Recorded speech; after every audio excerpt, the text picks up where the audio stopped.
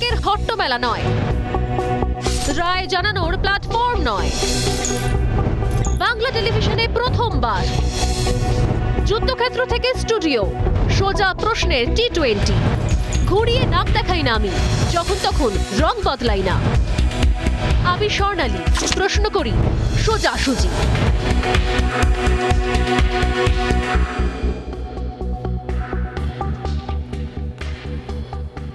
বর্ষা ঢুকতে এখনো ঢের ঢের দেরি। আবহাওয়া যা, তাতে ঘেমে নিয়ে 100 বঙ্গবাসী পারদ চড়ছে। এ তো গেল প্রাকৃতিক আবহাওয়ার খবরাখবর। আর বাংলার রাজনৈতিক আবহাওয়ার পারদে পাল্লা দিয়ে বাড়ছে। পরিস্থিতি এমন দিকে যাচ্ছে তাতে যে কোনো মুহূর্তে রাজনৈতিক সাইক্লোন উঠতে পারে। আর সেই সাইক্লোনের উৎস হতে পারে আবারও কালীঘাট, বিরোধীরা বলছেন। বাংলার রাজনীতিতে কালীঘাট জায়গাটি এত গুরুত্বপূর্ণ হলো কি করে, তা নতুন করে বলে দেওয়ার কিছু নেই। সুজয় কৃষ্ণ ভদ্র ওরফে কালীঘাটের কাকু এক বড় কড়ির নাম, যে কড়ি এখন প্যালপিটেশন বাড়াচ্ছে কোথাও শাসক দলের অনেকের। এটি সূত্রে একের পর এক সমস্ত তথ্য সামনে উঠে আসছে। তাতে বোঝা যাচ্ছে জাল গোটানো প্রায় শেষের পথে। আমি গতকালই বলছিলাম যে অগ্নি পরীক্ষা কিন্তু তদন্তকারী সংস্থার সামনেও, ইডি হোক সিবিআই হোক, তাদের সামনে অগ্নি পরীক্ষা। এতদিন ধরে তদন্ত চলছে, জাল গোটাতে গোটাতে গোটাতে গোটাতে শেষ পর্যন্ত শেষ দরজার আগের যে লাস্ট প্রহরী, পিরামিডের চূড়োর যে আগের মাথা, তাকে পর্যন্ত জালে নেওয়া হয়ে গেছে। এবার মানুষ জানতে চায়, অনেক হয়েছে তদন্ত, এবার শেষ করো, নাম প্রকাশ্যে আনো। তিমি মাছকে জালে তোলা সময়ের অপেক্ষা, এমন প্রেক্ষাপটে আচমকা মেজাজ হারাতে শুরু করেছেন তৃণমূলের নাম্বার 2 অভিষেক ব্যানার্জি। নন্দীগ্রাম সভার আগের রাতে হঠাৎ করে বলা নেই কওয়া নেই রাজ্যের বিরোধী নেতাকে হুমকি দিয়ে বসলেন। অনেকেই বলছেন যে রাজনীতি কি প্রতিহিংসার রাজনীতি হয়ে দাঁড়িয়েছে? এমনি এমনি কি কাউকে জেলে ঢোকানো যায়? কারোর হাতে হাত করা পরানো যায়? তার জন্য দরকার হয় দুর্নীতি। বাংলার মানুষ চায় যদি দুর্নীতি হয়ে থাকে তার সামনে আনুক যে কোনো রাজনৈতিক দল। যদি দুর্নীতি হয়ে থাকে তার বিরুদ্ধে ব্যবস্থা নেওয়া হোক। যদি দুর্নীতি হয়ে থাকে তাহলে তদন্ত হোক। কিন্তু এমনি এমনি হুমকি বা এমনি এমনি প্রতিহিংসা, এটা কোনো সমাধান সূত্র বার করে না। অভিষেক ব্যানার্জি কি বলছেন? তিনি বলছেন যে বিজেপি কেন্দ্রে ক্ষমতা থেকে চলে গেলেই, যেই মুহূর্তে কেন্দ্রে বিজেপি থাকবে না, ক্ষমতা থেকে চলে যাবে, 1 মাসের মধ্যে শুভেন্দু অধিকারীকে জেলে পাঠাবেন। যে কোনো রাজনৈতিক দল নানা রকমের প্রতিহিংসা, নানা রকম উদ্দেশ্য নিয়ে রাজনীতির ময়দানে থাকতেই পারে, হয়তো প্রত্যেকেরই রাজনৈতিক উদ্দেশ্য থাকে। কিন্তু ঘটনা হচ্ছে যে এই ধরনের কথা কোনো রাজনৈতিক ব্যক্তিত্ব বলতে পারেন, যেখানে গোটা বাংলার মানুষ এই মুহূর্তে দুর্নীতির বিরুদ্ধে চলে গিয়েছে, দুর্নীতির তদন্ত চাইছে। চুরি চুরি আর কত চুরি, এ চুরি বন্ধ হোক, এরকম চুরি আগে দেখিনি, চুরি নিয়ে কথা বলছে। সে জায়গা থেকে আপনি যে কোনো কারোর বিরুদ্ধে অভিযোগ করতে পারেন, দুর্নীতির গ্রাউন্ড থাকতে হবে। আচমকা এমন মেজাজ হারানো মন্তব্য কেন? বিরোধীরা বলছেন যে কালীঘাটের কাকু গ্রেপ্তার হওয়ার পর থেকে নাকি অভিষেক নার্ভাস হয়ে পড়েছেন, আর সেই নার্ভাসের জেরেই বিরোধী দলনেতাকে এখন জেলে পাঠানোর হুমকি দিচ্ছেন। আজকে সোজাসুজি স্বর্ণালী শুরু করার আগে দেখে নেওয়া যাক তৃণমূল কংগ্রেসের নাম্বার 2 সোজাসুজি হুমকি। দেখা যাক। শোনো দাদা, একটা কথা বলি, এই সিবিআই ওর বিরুদ্ধে অ্যাকশন নেবে, তুমি দেখো আগামী দিনে। তার কারণ কি জানো?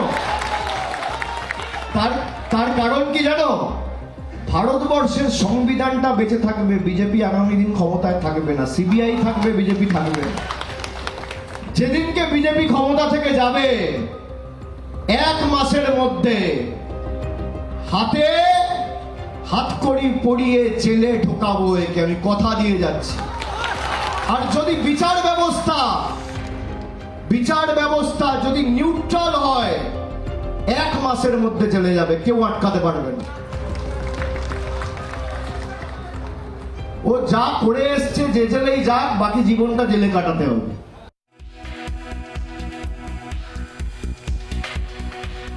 নিঃসন্দেহে যদি কেউ অপরাধ করে থাকেন, বারবার বলা হচ্ছে, প্রত্যেকেই বলছেন, যদি কেউ চুরির নেপথ্যে থাকেন, যদি কেউ দুর্নীতির সঙ্গে জড়িয়ে থাকেন, যদি কেউ দুর্নীতিকে প্রশ্রয় দিয়ে থাকেন, তার বিরুদ্ধে তদন্ত হোক। একসময় রাজ্যেও রাজত্ব করেছে, শাসন করে গেছে রাজ্য আগের রাজনৈতিক দল, অর্থাৎ বামেরা। তাদের বিরুদ্ধে বারবার বিভিন্ন অভিযোগে সরব হয়েছে বর্তমান শাসক দল তৃণমূল কংগ্রেস।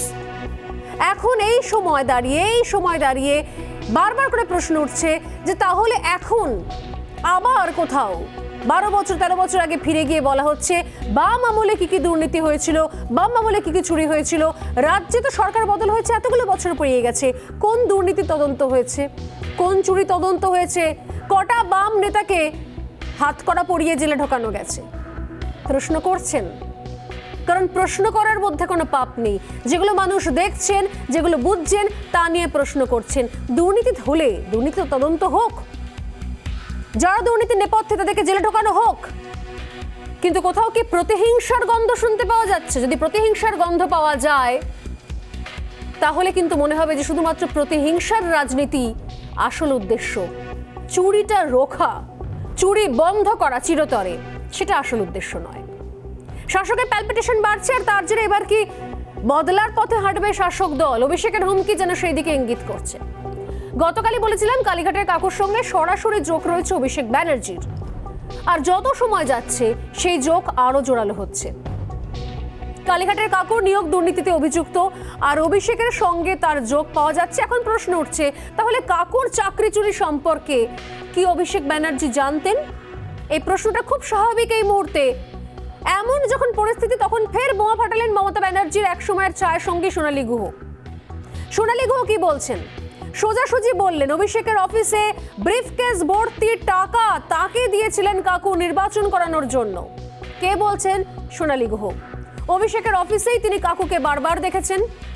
সঙ্গে আরো বিস্ফোরক দাবি, তিনি বলছেন যে কালীঘাটের কাকু মানে সুজয় ভদ্র, যার নাম, আসলে নাকি কালীঘাট চত্বরে তাকে সুজয় ভদ্র নামে তিনি পপুলার নন, তার একটা ডাকনাম রয়েছে শান্টু। সেই শান্টু দা, যারা তাকে শান্টু দা বলে ডেকে এসছে, তাকেই নাকি বরাবর অভিষেক শান্টু কাকু বলে ডেকেছে। পরবর্তীকালে ইনি হয়ে গিয়েছেন কালীঘাটের কাকু। সঙ্গে আরো দাবি করছেন সোনালী গুহ, তিনি বলছেন যে শুধুমাত্র অভিষেক ব্যানার্জির অফিসে তাকে দেখেননি, অভিষেক ব্যানার্জির অনেক কাজকর্ম নাকি সামলাতেন। গুরুত্বপূর্ণ কোম্পানিতে গুরুত্বপূর্ণ পদ পেয়েছিলেন এই শান্টুদা ওরফে শান্টু কাকু ওরফে সুজয় ভদ্র, মানে কালীঘাটের কাকু। আজকে এক্সক্লুসিভলি রিপাবলিক বাংলা সবার আগে পৌঁছে গিয়েছিল সোনালী গুহর কাছে। কি বললেন সোনালী গুহ, শোনা যাক একবার। অভিষেক ব্যানার্জির মা লতা ব্যানার্জির বাড়িতে দেখলাম তারা আসা যাওয়া করেন। আমি বললাম শান্টুদার তো ভালো অবস্থা, ওর মেয়েটারও চাকরি টাকরি নেই। বললো হ্যাঁ, আমি ওকে রেলে চাকরি দিয়ে দিয়েছি। মানে মমতাদি তখন রেলমন্ত্রী, সেই সোর্সে বোধহয় ওকে চাকরি দিয়েছে। আচ্ছা, এই লিপস অ্যান্ড বাউন্স এই কোম্পানিটা প্রথমবার তো উঠে আসেনি, বামফ্রন্টের আমলেই বলুন কিংবা ইডি চার্জশিট, সবসময় লিপস অ্যান্ড বাউন্স কোম্পানিটা উঠে এসছে। লিপস অ্যান্ড বাউন্স সম্বন্ধে আপনার কাছ থেকে জানবো সোনালী। কোনো ধারণা নেই। এখন তো শুনছি ওটা কালো টাকা সাদা করার একটা মানে সংস্থা মাত্র। জ্ঞানার সঙ্গে রাহুল এই সুজয় কৃষ্ণ ভদ্র মানে শান্টুদার একটা মারাত্মক রিলেশন ছিল। জ্ঞানানন্দের সঙ্গে সুজয় কৃষ্ণ ভদ্র কীরকম সম্পর্ক ছিল দুজনের? জ্ঞানা যা টাকা তুলতো তার বেশিরভাগটাই শান্টুদাকে দিয়ে যেত। আমি জিজ্ঞেস করলাম কার কাছে ও টাকাটা দেয়, তখন বলছে শান্টুদার কাছে দিয়ে আসে। হ্যাঁ, সুজয় শান্টুদা, আমরা তো শান্টুদা বলেই জানি। তখন দেখি শান্টুদা বসে আছে, আমার খুব আনন্দ হলো। আমি এই তো শান্টুদা, তুমি বসে আছো। বলে হ্যাঁ দিদি, তোমার ওখানকার টাকাই রেডি বলে আমাকে একটা ব্রিফ কেসে 6 লাখ টাকা দিয়ে দিলেন। তিনি বলছেন আমার বসকে কেউ ছুতে পারবে না। আর কি বোধহয় কয়েক হাত দূরে, কয়েক হাত না, 1 হাত দূরে বোধহয় এবি দাঁড়িয়ে রয়েছেন, এবং তিনি সেটা বুঝতে পেরেছেন। এবং বুঝতে পেরেই তিনি ইমপেশেন্ট হয়ে যাচ্ছেন, মেজাজ হারাচ্ছেন, দুবার জানাচ্ছে দলীয় কোন্দলে। তখন তিনি বলছেন নাটক করছো, তোমাকে পার্টি থেকে তাড়িয়ে দেবো। তারা পার্টি থেকে সরে গেছে। এতটা উনি ইমপেশেন্ট হয়ে গেছে। তাহলে কি উনি নিজে ধরা পড়ার ভয় পাচ্ছেন? মানে আমি এবির কথা বলছি, অভিষেক ব্যানার্জির কথা বলছি, যে আমি বেরিয়ে কথা বলবো। একজন জিজ্ঞেস করলো আপনি কি বেরোতে পারবেন, উনি পাত্তা দিলেন না। এরকম মানে কি বলবো, একটা ডোন্ট কেয়ার অ্যাটিটিউড। ঠিক আছে, যা হবে আমার বস বুঝে নেবে। বসটাকে এবার প্রশ্ন আসছে, বসটা তো এবি যুবা বলে একটা সংগঠন করেছিলেন। সেই যুবায় কুন্তল ছিল তাদের মধ্যে একজন।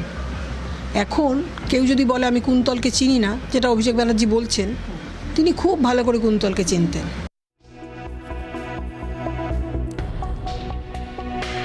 অর্থাৎ কাকু যে হঠাৎ করে ময়দানে চলে এলেন, কাকুর যে হঠাৎ উপস্থিতি এমন নয়, অনেক আগে থেকে, অনেক বছর আগে থেকেই কাকু ব্যানার্জি পরিবারের সঙ্গে, অভিষেক ব্যানার্জির সঙ্গে জড়িয়ে। শুধু কি সোনালী গুহ, সুজয় কৃষ্ণের বন্ধু বান্ধব এবং তার পরিবারের সকলেই বলছেন যে অভিষেকের সঙ্গে কাকুর যোগ জোড়ালো। কাকুর নিজের ভাইজির সঙ্গে কথা বলেছিলাম আমরা, তিনিও প্রায় একই কথা বললেন। কি বলছেন কাকুর ভাইজি, শোনাবো একবার। সুজয় কৃষ্ণভদ্র আমার ছোট কাকা, আমার বাবা হচ্ছেন মেজো, আমি সম্পর্কে ওনার ভাইজি হই। ছোটবেলা থেকেই জানি যে চাকরি করতেন, মানে আমরা ছোট থেকে এরকমই শুনেছি। আমরা ছোট থেকেই মানে অভিষেক বন্দ্যোপাধ্যায়ের অফিসে চাকরি করতেন, মানে ছোট থেকেই জানি। আমরা যখন থেকে একটু বুঝতে জানতে শিখেছি তখন থেকে এরকম জানি যে ছোট কাকা অভিষেক ব্যানার্জির অফিসে চাকরি করেন। কোথাও চাকরি করতেন কখনো? তার আগে একটা সময় উনি এয়ারফোর্সে ছিলেন এরকম শুনেছি, মানে সেটা হয়তো আমার জন্মের, সেটা অবশ্যই আমার জন্মের আগে। তারপরে উনি অভিষেক ব্যানার্জির অফিসেই আছেন বরাবর। হ্যাঁ, এবং উনি কোনোদিনই কালীঘাটের অফিসে কিন্তু মানে ছিলেন না, বরাবরই জানি ছোট কাকার অফিস মানে নিউ আলিপুরের অফিস। ওটাই বলছিলাম আমি যে ওয়াইল্ডেস্ট অফ ইমাজিনেশনেও আমরা এটা ভাবতে পারছি না বা বিশ্বাস করতে পারছি না, আমরা একটা ঘোরের মধ্যে রয়েছি। We are shocked. কোনো নেতা কাউকে দেখিনি, কোনো নেতা বা মন্ত্রী এসব কাউকে আমি কিন্তু দেখিনি। আমি যতদূর যা দেখেছি কোনোদিন এরকম কাউকে দেখিনি, মানে ওরকম কোনোদিন কখনো খুব মানে কিছু একটা নেতৃত্ব টাইপের মানে ওই ধরনের কোনো ভূমিকায় কিন্তু ছোট কাকাকে দেখিনি। He is very down to earth. Down to earth কাকু কি করে শেষ পর্যন্ত এত প্রভাবশালী হয়ে উঠলেন সেটা ভাবার বিষয়। আপাতত ইডি নিজের রিমান্ড লেটারে কি বলছে, ইডির নিজের রিমান্ড লেটার, সেখানে বলছেন যে সুজয় কৃষ্ণ এবং মানিক ভট্টাচার্য যেন জুটি ছিল, জুটিতে লুটি কনসেপ্ট। ইডির দাবি কালীঘাটের কাকু এবং সেই সময় পর্ষদ সভাপতি মানিক ভট্টাচার্য খোদ পর্ষদ অফিসটাকে নাকি চাকরি চুরির কন্ট্রোল রুম বানিয়ে নিয়েছিলেন। পর্ষদে বসে ঠিক হতো কে চাকরি পাবে, কত টাকায় চাকরি পাবে, কে চাকরি পাবে না, কার টাকা বাকি রয়েছে তার নাম সরিয়ে দাও।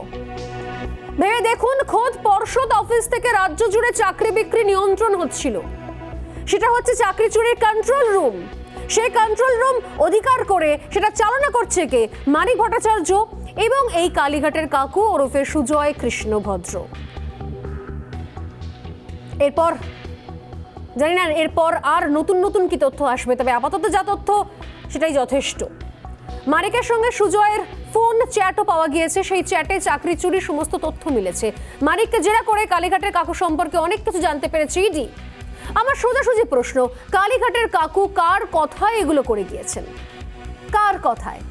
তিনি যদি ডাউন টু আর্থ হন, তার সঙ্গে যদি রাজনীতির দূর দূর পর্যন্ত যোগাযোগ না থাকে, তিনি শুধুমাত্র অভিষেক ব্যানার্জির অফিসে চাকরি করতেন, তাহলে কার কথায় তিনি পর্ষদে গিয়ে চাকরি চুরির ব্লুপ্রিন্ট বানাতেন? তিনি কোনো বিধায়ক নন, কোনো মন্ত্রী নন, কোনো নেতা নন, সামান্য কাউন্সিলরও নন। তাহলে তার এত দূর তিনি এগোলেন কিভাবে, কার প্রশ্রয়? বিরোধীরা কি বলছেন শোনা যাক। চুনোপুঁটি উঠেছে, এবার চারাপোনা উঠলো, কিন্তু মানুষ বড় কাতলার খোঁজ করছে, বড় মাথাওয়ালা কাতলা। তো যিনি ওই বাড়ির সঙ্গে দীর্ঘদিন যুক্ত, যিনি স্বয়ং মুখ্যমন্ত্রীর ডামি প্রার্থী ছিলেন নির্বাচনে, তো নিঃসন্দেহে তার গ্রেফতারি, তাহলে এটা বলা যায় যে তদন্ত কার্যত ঠিক পথে এগোচ্ছে। বলে ব্যাপারটা কি, গোটা দলটাই হচ্ছে দুর্নীতির জালে জড়িয়ে আছে। সুতরাং এই কত ধরা পড়বে যদি ইডি, সিবিআই কোর্টের নির্দেশ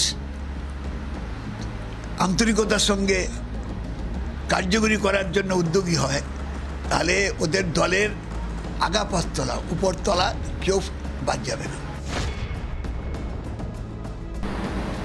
ইডি সিবিআইয়ের তৎপরতায় আরো গতি আনা দরকার বলে মনে করি। আরো গতি আনতে হবে, না হলে দিদি মোদির সমঝোতায় বড় চোরেরা জাল কেটে বেরিয়ে যেতে পারে বলে আমাদের আশঙ্কা। কাকা বাবুদের ঘরে পৌঁছে গেছে ইডি সিবিআই। কাকাবাবু থেকে খোকাবাবু রাস্তা বেশি দূর নয় যেতে।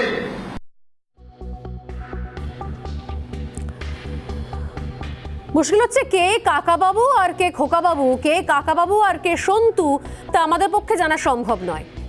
আমরা শুধুমাত্র তথ্যগুলো জানছি এবং প্রত্যেক মুহূর্তে অবাক হচ্ছি যে কি করে শুধুমাত্র দুর্নীতিকে আশ্রয় করে, দুর্নীতির পরিবৃত্তে থেকে একটা শ্রেণীর মানুষ দিনের পর দিন লাখপতি থেকে কোটিপতি হয়ে গেছে, গোটা রাজ্য জুড়ে চুরি নিয়ন্ত্রণ করেছে। আর একটা শ্রেণী তারা রাস্তায় রোদে জলে ঝড়ে অপেক্ষা করেছে কবে বিচারের বাণী শেষ পর্যন্ত শোনা যাবে, কবে আবার রিক্রুটমেন্ট শুরু হবে, কবে আবার নোটিশ আসবে। নিয়োগ দুর্নীতির যে বিষবৃক্ষ এতদিন লুকোনো ছিল, সেই বিষ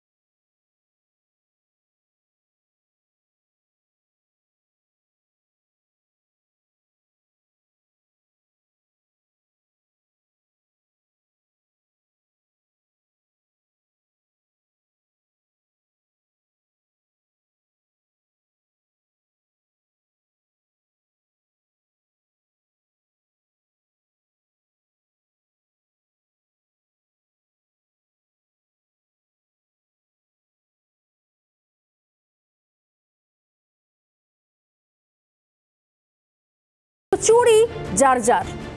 কি বলছেন শাসক দলের নেতা মন্ত্রীরা একবার শোনাবো, তবে তার আগে চোখ রাখছি আজকের প্রতিবেদনে।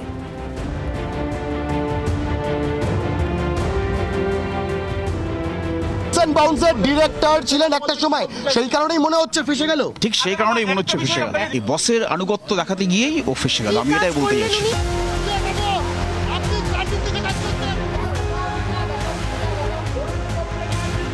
সময় যত যাচ্ছে ততই জোরালো হচ্ছে যোগ। অভিষেক ব্যানার্জির সঙ্গে কালীঘাটের কাকুর যোগাযোগ যে আছে তা খোদ অভিষেক ব্যানার্জিও অস্বীকার করতে পারেননি। আপনার রিলেশন কি সুজয় ভদ্রর সঙ্গে? আমার যে রিলেশন আমি সিবিআই কে বলেছি। আপনি যদি তদন্তকারী সংস্থা হতেন আমি আপনাকে বলতাম। আর এতেই অনেকে আঁচ করছেন রাজ্যে বর্ষা ঢোকার আগে রাজনীতির আঙিনায় উঠতে চলেছে সাইক্লোন। লোকেদেরকে ধরার পরে তাদের জেরা করার পরে বোঝা যাবে তারা দোষী কি না, বা তাদের কতটা ভূমিকা ছিল এই দুর্নীতিতে। আর সেটা আমার মনে হয় তাড়াতাড়ি হওয়া উচিত এবং আরও অনেক লোককে এই ব্যাপারে ডাকাডাকির দরকার আছে। কালীঘাটের কাকুকে দফায় দফায় জেরা চলছে, অন্যদিকে আদালতে জমা দেওয়া রিমান্ড কপিতে ইডি চাঞ্চল্যকর সব দাবি করেছে।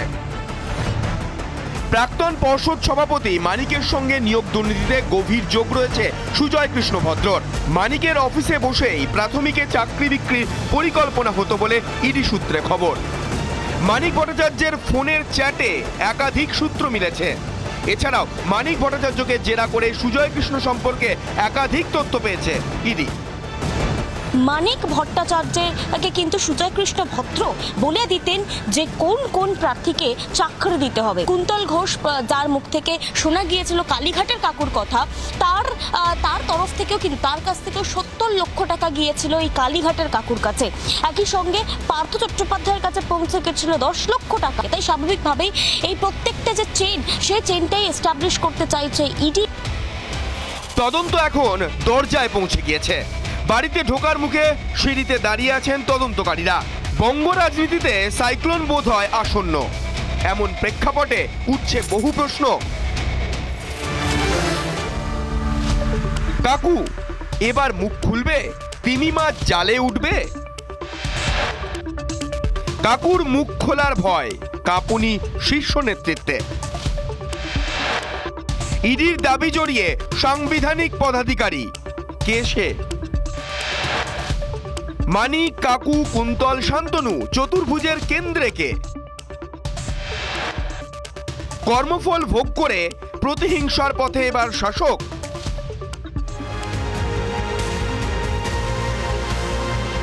আজ সোজাসুজি এই প্রশ্নগুলি করবে স্বর্ণালী।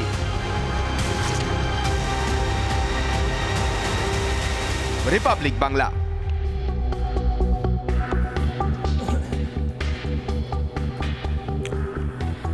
এই নিয়ে কথা বলতে এই মুহূর্তে আমাদের সঙ্গে যারা রয়েছেন এই মুহূর্তে স্টুডিওতে রয়েছেন বিজেপি মুখপাত্র তরুণজ্যোতি তিওয়ারি, রয়েছেন শাসকের পক্ষ থেকে রাজু ঘোষ এবং সিপিআই নেতা সৈকত গিরি, এবং সরাসরি আমাদের সঙ্গে রয়েছেন, যোগদান করেছেন সোনালী গুহ, এক সময়ের মমতা বন্দ্যোপাধ্যায়ের ছায়া সঙ্গী প্রাক্তন তৃণমূল কংগ্রেস নেত্রী সোনালী গুহ আমাদের সঙ্গে রয়েছেন। আমি শুরুতেই সোনালী দি আপনার কাছে একবার শুরুতেই আসবো, কারণ যেহেতু কালীঘাটের কাকু নিয়ে বারবার মন্তব্য চলছে, বারবার আলোচনা চলছে, এবং তার পরিবারের লোক থেকে শুরু করে প্রত্যেকে বলছেন যে কালীঘাটের কাকু যতই অনেকে অস্বীকার করুক যে তৃণমূলের সঙ্গে যোগাযোগ নেই, ব্যানার্জি পরিবারের সঙ্গে যোগাযোগ নেই, কিন্তু কালীঘাটের কাকুর সঙ্গে অভিষেক ব্যানার্জির অত্যন্ত ঘনিষ্ঠ যোগাযোগ রয়েছে তার পরিবারের লোকজন বলছেন, শাসক দল অন্য কথা বলছেন। আমার স্পষ্ট প্রশ্ন, আপনি কি কালীঘাটের কাকুকে চিনতেন, সুজয় ভদ্রকে চিনতেন? চিনলে কবে থেকে চিনতেন?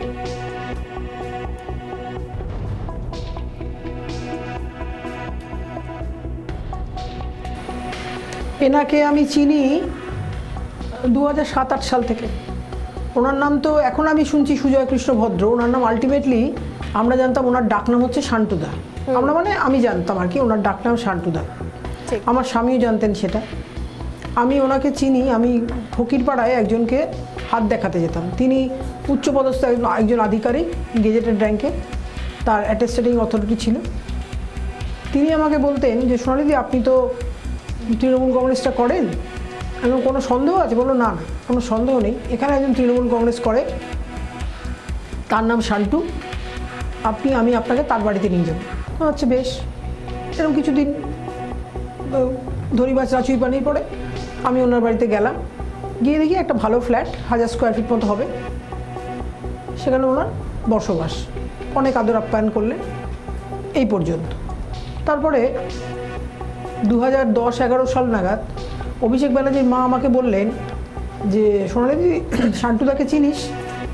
আমি বললাম কে শান্টুদা? সরি কে শান্টুদা? বেহালার শান্টুদা? বললো তুই চিনিস? হ্যাঁ কেন চিনবো না। বললো শান্টুদা তো, শান্টুদার মেয়েকে আমি চাকরি দিয়েছি। কোথায় দিলি? বললো রেলে চাকরি দিয়েছি। আচ্ছা, খুব ভালো। তারপরে অভিষেক ব্যানার্জির সঙ্গে, ব্যানার্জির বাড়ির সঙ্গে ওনার সখ্যতা বাড়তে লাগলো। মানে রেলে চাকরি দিয়েছে, শান্টুদার মেয়েকে বলেছেন উনি রেলে চাকরি দিয়েছেন। অভিষেক ব্যানার্জি তার সঙ্গে কি যোগাযোগ ছিল? অভিষেক ব্যানার্জি এই আপনি শান্টুদার কথা বলছেন, অর্থাৎ কালীঘাটের কাকু, তার সঙ্গে অভিষেক ব্যানার্জির কতখানি যোগাযোগ ছিল সোনালীদি? আপনি নিজে কি এক্সপিরিয়েন্স করেছেন, নিজে কি প্রত্যক্ষদর্শী, কি দেখেছেন? একদম পুরোপুরি। এখন তো শুনতে পাচ্ছি 2009-তে নাকি লিপস অ্যান্ড বাউন্স একটা কোম্পানি, সেটা 2011-র আগে তৎকালীন মন্ত্রী গৌতম দেব বলেছিলেন লিপস অ্যান্ড বাউন্সের কথা। তো এখন তো শুনতে পাচ্ছি যে 2009 থেকে 2014 পর্যন্ত অভিষেক বন্দ্যোপাধ্যায় কোম্পানির ডিন ছিলেন বা ডিরেক্টর ছিলেন। তারপরে 2014-র আগে উনি কোম্পানির ডিরেক্টরশিপ থেকে রিজাইন করেন, কারণ কোনো নির্বাচনের প্রতিদ্বন্দ্বিতা করতে গেলে বিধানসভা বা লোকসভার ক্ষেত্রে কোথাও ডিরেক্টর থাকা যায় না। আর শান্টুদা ছিলেন সিইও, চিফ এক্সিকিউটিভ অফিসার, আর সেখানে এখন লিপস অ্যান্ড বাউন্সের ডাইরেক্টর হয়েছেন লতা বন্দ্যোপাধ্যায়, অমিত বন্দ্যোপাধ্যায়, লতা ব্যানার্জি, অমিত ব্যানার্জি, বিশ্বনাথ ভট্টাচার্য ওরফে পটকদা এবং রুজিরা ব্যানার্জি, যিনি অভিষেকের স্ত্রী। হয় লতা ব্যানার্জি বা রুজিরা ব্যানার্জি কোম্পানিতে কি হয় সেটা জানতেন, খুব বেশি জানতেন, আর নাহলে একদম জানেন না। না, আমি এই কোম্পানি বিষয়ে তো বারবার বলা হচ্ছে লিপস অ্যান্ড বাউন্সের কথা, মেটা নিয়ে আপনার কাছে আসছি। তবে তার আগে একটা অন্য প্রশ্ন করি। ইতিমধ্যে ইডি সূত্রে জানতে পারা যাচ্ছে মানিক ভট্টাচার্যের সঙ্গে এই কালীঘাটের কাকু মানে সুজয় ভদ্রর ওতপ্রোত যোগাযোগ ছিল 2018 সাল থেকে একটানা। চ্যাটে তাদের দুজনের কথোপকথন পাওয়া গিয়েছে এবং পর্ষদের অফিসে নাকি ছিল কন্ট্রোল রুম। এই বিষয়ে আপনি যখন তৃণমূল কংগ্রেসের ছিলেন, যখন দলটা করছিলেন, সেই সময় কি আপনি কিছু জানতেন চাকরি চুরি মানে এই রিলেটেড বিষয়, যে কালীঘাটের কাকু যে অভিষেক ব্যানার্জি অফিস থেকে বেরিয়ে এসে পর্ষদে বা চাকরির সংক্রান্ত বিষয়ের মধ্যে যে কোনোভাবে ঢুকছেন বা ঢুকতে পারেন, এই বিষয়টা কোনো রকম আন্দাজ ছিল সেই সময় আপনাদের? কোনো ঘটনা ঘটেছিল সেই সময় সোনালী এরকম কিছু?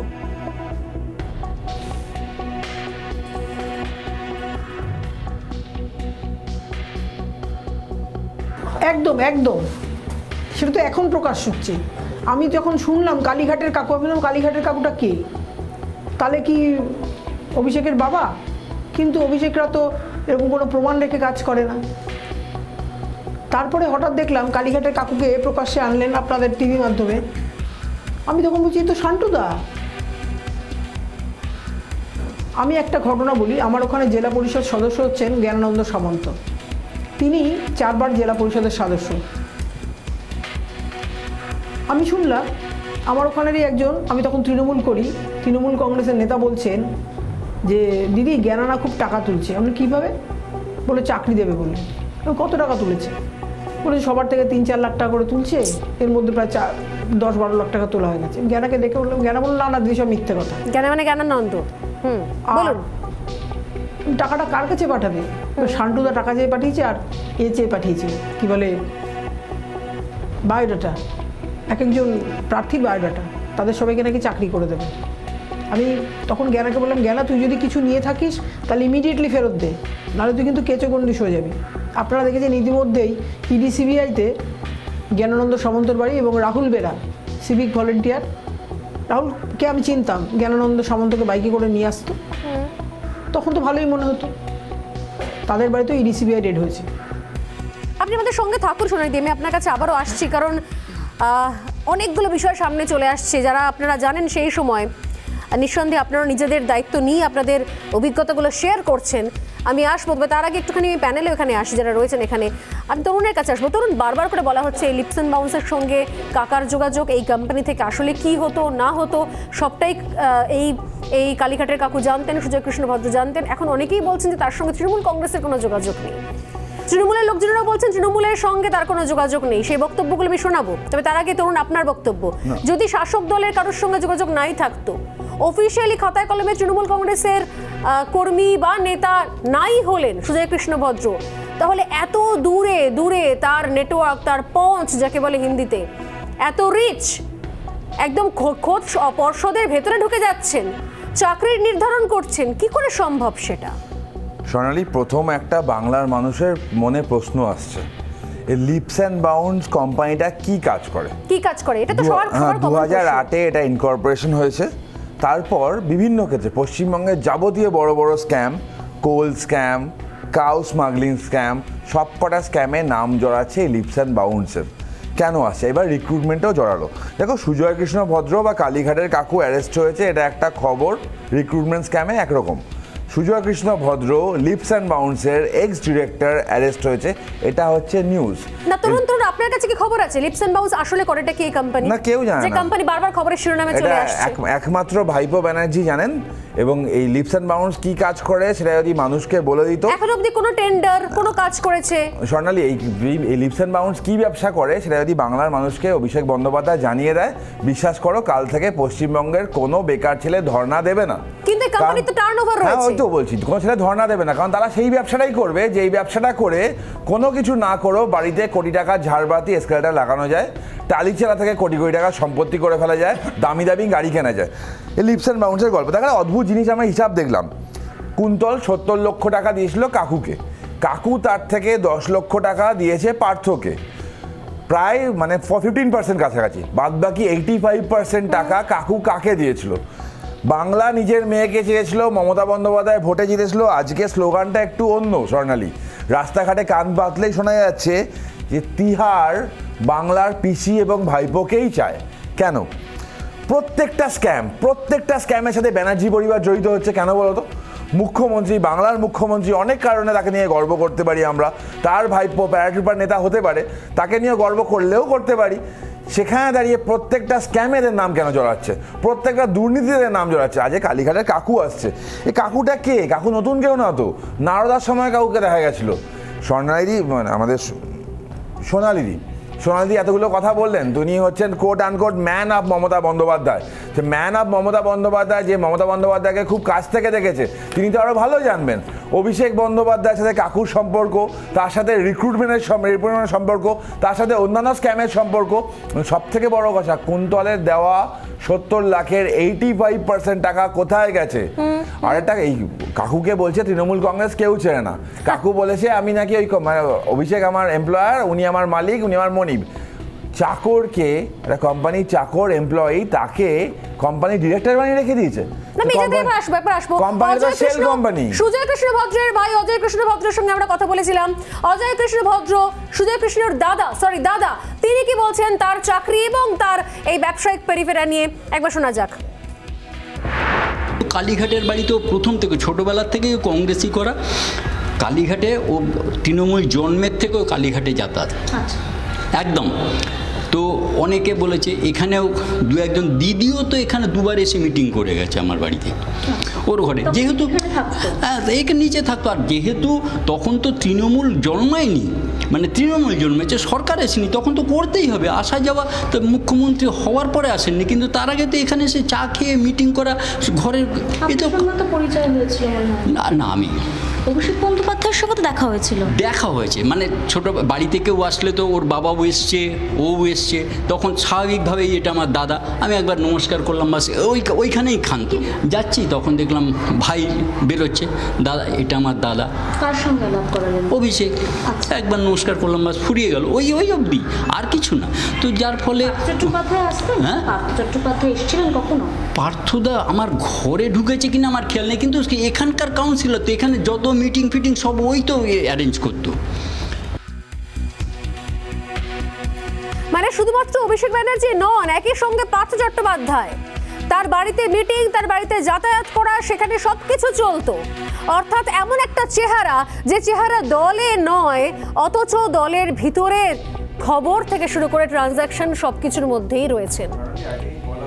আমি একটা কোম্পানি নয়, লিপস অ্যান্ড বাউন্স কিন্তু একটা কোম্পানি নয়। Leaps and Bounce management consultancy private limited, Leaps and Bounce private limited, এরকম করে 4টে কোম্পানি বিভিন্ন সময় ইনকর্পোরেট করা হয়েছিল। তাদের সাথে যোগাযোগ হচ্ছে HR ইনফ্রাকম থেকে আরম্ভ করে আরো বিভিন্ন কোম্পানি। কিন্তু কাজটা কি হতো সেটা জানা যাচ্ছে না, কাজটা ভগবানও জানে না। কাজটা দুর্নীতিতে নাম আছে এদের, কিন্তু কি কাজ করে সেটা ভগবানও জানে। আমি জানার চেষ্টা করব যে রাজুবাবু জানেন কিনা লিপস অ্যান্ড বাউন্স এই কোম্পানি কি কাজ করতো। সোনালী গৌড়ের কাছে আরেকবার আসবো, কার টাকা সামলাতেন সুজয় ভদ্র? সোনালীদি, আপনি কি জানেন যে এই যে বিপুল পরিমাণ টাকা, অদ্ভুত রকমভাবে দলীয় কোনো পদ নয়, কিন্তু গুরুত্বপূর্ণ কোম্পানির গুরুত্বপূর্ণ ডিরেক্টর পদ, এত টাকা ট্রানজাকশন, যা নিয়ে কোথাও উত্তর দিতে পারলেন না সুজয় ভদ্র। তিনি বলছেন ইডির কাছে আমার মনে নেই, আমি ভুলে গেছি, প্রত্যেক মুহূর্তে বয়ান বদল করছেন। কার টাকা, কিসের টাকা সামলাতেন সুজয় কৃষ্ণ ভদ্র? আপনাদের শান্টুদা পরিচিত, মনে পড়ছে আপনার কিছু? এ বিষয়ে জানেন কিছু সোনালীদি?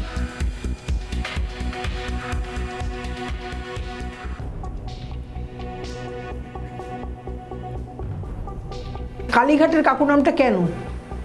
ওনাকে কালীঘাটের কাকু কেন বলা হয়? উনি তো বেহালায় থাকতেন, আর শুনেছি লিপস অ্যান্ড বাউন্স এখন যা জানলাম সেটা নাকি নিউ আলিপুরে।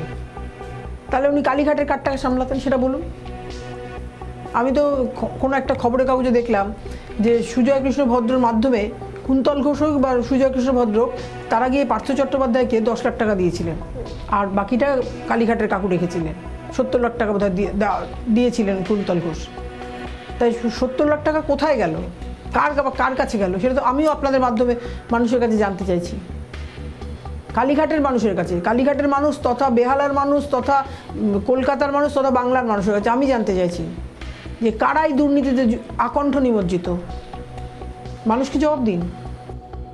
মানুষকে তো জবাব তৃণমূল কংগ্রেসের নেতা নেত্রীরা, মন্ত্রীরা যারা রয়েছেন তাদেরও জবাব দেওয়ার কথা, কারণ তারা অনেকেই বলছেন যে তৃণমূলের সঙ্গে কোনো যোগাযোগই নেই। আমি রাজবাবুর কাছে একবার আসি দুটো প্রশ্ন নিয়ে। এক, এই সুজয় কৃষ্ণ ভদ্র শাসক দলের সঙ্গে কিভাবে জড়িয়ে, আর দুই, এই যে কোম্পানির কথা বারবার উঠে আসছে, যে কোম্পানির মাথার জায়গায় নামগুলো আসছে, লতা ব্যানার্জির নাম আসছে, অমিত ব্যানার্জির নাম আসছে, অভিষেক ব্যানার্জির নাম আসছে, এই লিপস অ্যান্ড বাউন্স এই কোম্পানিটা করতো কি, করে কি, বা এখনো করে কি? আপনার কাছে এরকম কোনো ইনফরমেশন তথ্য আছে কি রাজু? দেখুন, সুজয়বাবু তো কোনো রাজনৈতিক দলের নয়, শুধু তৃণমূলের নয়, কোনো দলের সাথেই যুক্ত বলে কেউ জানে না এখনো পর্যন্ত, কোনো রকম এখনো প্রমাণ মেলেনি।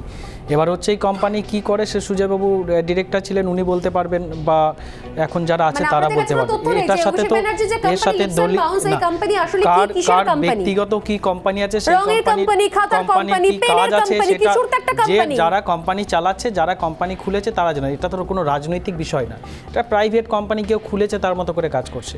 তো এখানে ঠিক যেভাবে পার্থ চট্টোপাধ্যায়ের যে 7টা কোম্পানি, সে কোম্পানি বিষয়ে দলের কেউ জানতেন না, ঠিক সেরকম ভাবেই, তাই তো? এখন কোনো কোম্পানির বিরুদ্ধে যখন অভিযোগ এসছে তার তদন্ত করছে, তাকে হেফাজতে নিয়ে এখন ইনকোয়ারি করছে।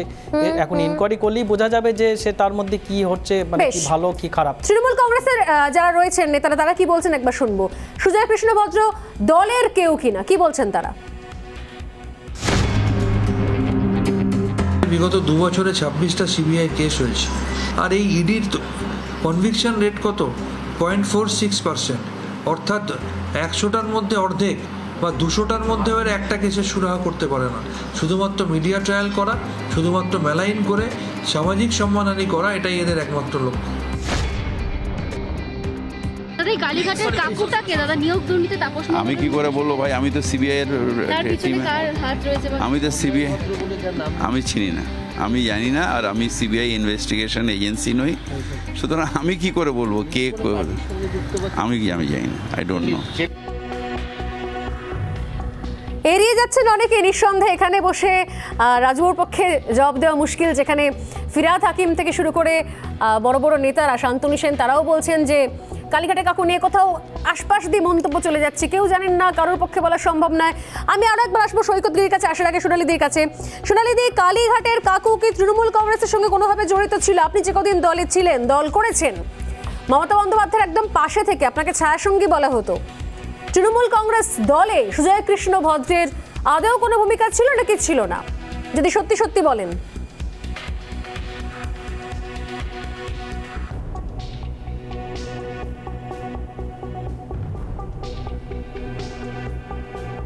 সুজয় কৃষ্ণের ভূমিকা কি ছিল আমি জানি না, কিন্তু আমি একটা কথা বলি, মমতাদির মস্তিষ্ক প্রসূত হচ্ছে তৃণমূল কংগ্রেস। মমতাদি যদি দেবকী হন তাহলে আমি কিন্তু যশোদা। লালগোলা থেকে ঔরঙ্গাবাদ মমতা ব্যানার্জি হাতে প্রতীক নিয়ে যাচ্ছেন, জোড়াফুল প্রতীকটা, দুধারে কাতারে কাতারে মানুষ মমতা ব্যানার্জিকে, হাজার হাজার মুসলমান মমতা ব্যানার্জিকে দেখার জন্য দাঁড়িয়ে রয়েছে। আমি বলছি জোড়াফুলে ভোট দিও ভাই, জোড়াফুলে ভোট দিও ভাই। আমার পাশের সিটেই বাণী সিংহ রায় বসে আছেন, তিনি এখন মারা গেছেন। দিদি বলছেন যে বাণী, সোনালির তো বলতে বলতে গলা দিয়ে রক্ত উঠে যাচ্ছে, তুমি তো একটু বলো। তো যাই হোক, আমি কিন্তু একটা কথা বলতে চাই, যেটা আমি তৃণমূলকে আমি দিয়েছি, তার পরিবর্তে তৃণমূল হয়তো আমায় দিয়েছে। তৃণমূল আমায় দিয়েছে, আমি রাজ্য তৃণমূল ছাত্র পরিষদের প্রেসিডেন্ট করেছিল। তৃণমূল আমায় দিয়েছে, আমাকে ডেপুটি স্পিকার করেছিল। আমি বিজেপিতে এখন আছি, আমি বিজেপির দলকে আমি বলতে চাই, আমাকে ইউজ করুন, আমাকে ব্যবহার করুন পঞ্চায়েতে এবং বিভিন্ন পার্টির প্রোগ্রামে। আমি বিজেপিকে দিতে চাই, বিজেপি আমাকে এখন এই মুহূর্তে। সোনালীদি, আপনাকে একটা প্রশ্ন করি, সোনালীদি, আপনি বিজেপি কবে জয়েন করলেন? আপনি তো সোনালীদি, আপনি যেটা বলেছেন আজকে সকালে আমাদের রিপোর্টারকে, সোনালীদি আমি আপনাকে বাধা দিচ্ছি, আমাদের রিপোর্টার পিঙ্কি যখন আপনাকে জিজ্ঞাসা করেছে আজকে সকালেরই কথা, আপনি বলছেন যে ব্রিফকেস ভর্তি টাকা, নির্বাচনের আগে ব্রিফকেস ভর্তি টাকা কালীঘাটের কাকুর হাত দিয়ে আপনার কাছে পাঠানো হতো। আপনি কি শুনতে পাচ্ছেন? আমি জানি না সোনালীদি শুনতে পাচ্ছেন কিনা, দরকার আমি আবারও সেই সিকোয়েন্স চালাবো, যে নির্বাচনের সঙ্গে পর্যন্ত জড়িয়েছিলেন, মারাত্মক অভিযোগ করেছেন সোনালী গুহ আজ সকালে। আমি আসবো সৈকতের কাছে। সৈকত, দলের কেউ চেনে না, দলের কেউ জানেন না, আমি শুরুতেই বলছিলাম সৎসঙ্গে স্বর্গবাস, অসৎসঙ্গে নরকবাস। কালীঘাটের কাকু এতদিন ধরে অভিষেক ব্যানার্জি এবং ব্যানার্জি পরিবারের সঙ্গে এত কাছ থেকে দেখেছে, কাজ করেছে, কোম্পানি সামলেছে, যে কোম্পানি আসলে কি কাজ করে কেউ জানে না।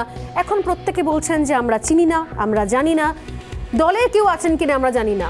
সবকিছুকে এত সহজে হাত ধুয়ে ফেলা যায়? যা জানা যাচ্ছে 9 এপ্রিল 2012 এই লিপস অ্যান্ড বাউন্স কোম্পানির প্রথম আবির্ভাব আমাদের সকলের সামনে আসে। 2013 সালে কমরেড গৌতম দেব প্রথমে বলেছিলেন 300 কোটি টাকার ঘাপলা আছে এই লিপস অ্যান্ড বাউন্সে, এবং করছে কে? মমতা বন্দ্যোপাধ্যায়ের ভাইপোর। 9 এপ্রিল 2012 পরবর্তীকালে ওই ডিরেক্টর পদে রিক্রুট কে হয়? লতা ব্যানার্জি, অমিত ব্যানার্জি, এবং তার পরবর্তী সংযোজন হচ্ছে রুজিরা ব্যানার্জি।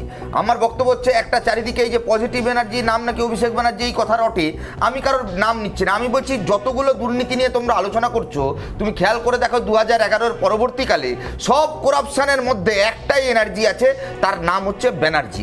আমি বলছি একটা কোম্পানির ডিরেক্টরের 3টে পদে শুধুমাত্র ব্যানার্জি পরিবারের কেউ না কেউ রয়েছে। 1, 2 এই লিপস অ্যান্ড বাউন্স কোম্পানির বিরুদ্ধে অভিযোগ করবার ফলে গৌতম দেবের বিরুদ্ধে মানহানির মামলা করেছিলেন মুকুল রায়। তখন দিনের পর দিন হাজিরা দিতেন গৌতম দেব, কিন্তু একবারও তৃণমূলের ব্যানার্জি পরিবার কিংবা মুকুলবাবুরা কেউ কোর্টে যেতেন না। আজ অবধি কোনো সৎসাহস হয়নি গৌতম দেবের বিরুদ্ধে কোনো ব্যবস্থা নেওয়ার।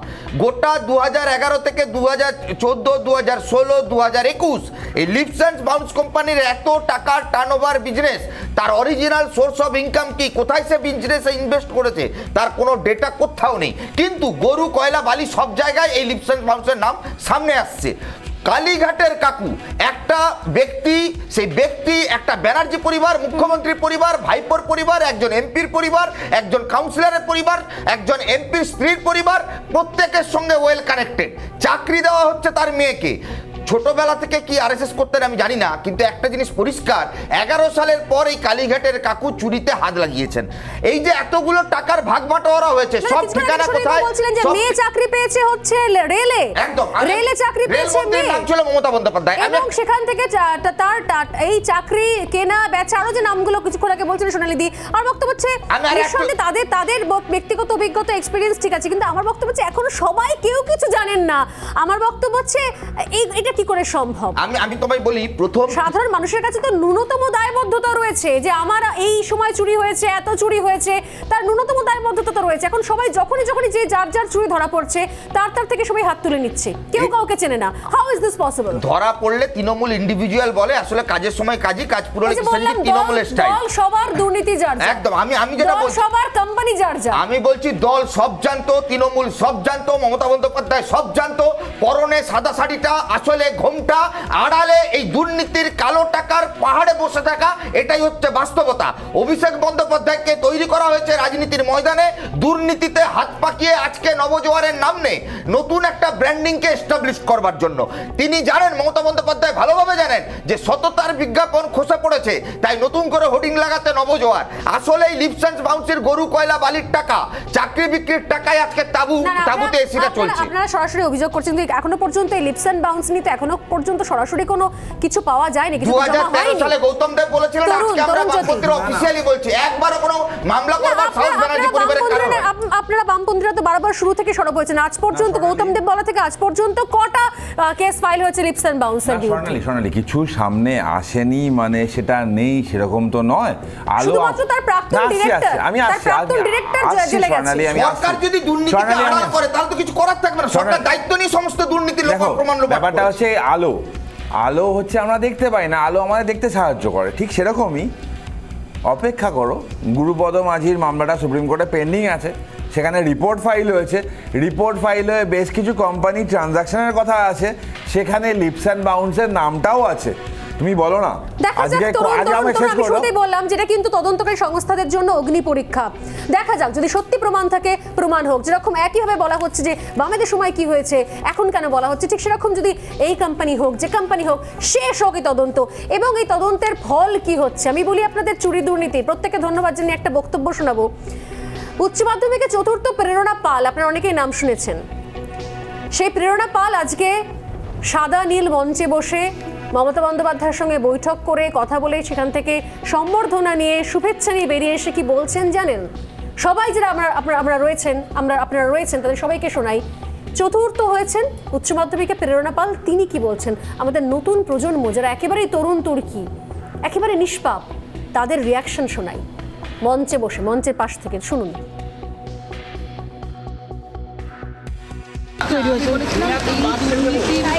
রাজ্য ঠিক আমার রাজ্য না, যেটা নবারুণ ভট্টাচার্যের একটি বিখ্যাত লাইনের বলা চলে পুনর্রণন, যেটাকে বলে অনুরণন। তো আমি কখনোই ডাইরেক্টলি বলিনি যে বাংলা আমার রাজ্য নয়, বা এটা একটা ভুল ইন্টারপ্রিটেশন হচ্ছে। আচ্ছা, এই যেভাবে দুর্নীতির বাতাবরণ বাংলা জুড়ে তৈরি হয়েছে, আগামী দিনে কি বাংলাতে থেকে বা কোনো রকম বিশ্বাসযোগ্যতা আসছে যদি প্রফেসরি বা শিক্ষকতার চাকরি করতে চান আপনি? এই বিষয়টা একটু ভালো হলে তো অবশ্যই ভালো হয়। আশঙ্কার জায়গাটা তো অমূলক নয়, তবে আমি যদি সুযোগ পাই বাংলার বাইরে পড়াশুনো করার বা চাকরি ক্ষেত্রে যাবার, অবশ্যই করব। এই বাইট দিয়ে আমি শেষ করবো আজকের এই দুর্নীতির রাজ্য আমার নয়। আমি জানি না যেটাই হয়তো ভবিষ্যৎ, এবং এই যদি দুর্নীতি বা চুরি শেষ না করা হয়, তদন্ত শেষ না হয়, তাহলে বোধহয় এই চিন্তা নিয়ে হয়তো আরও অনেক তরুণ যুব ছাত্রছাত্রী রাজ্য ছেড়ে ভিন রাজ্যে পাড়ি দেবেন। আপাতত ডিবেট শেষ করছি এখানে, একটা ছোট্ট বিরতি নিয়ে ফিরে আসছি, সঙ্গে থাকুন।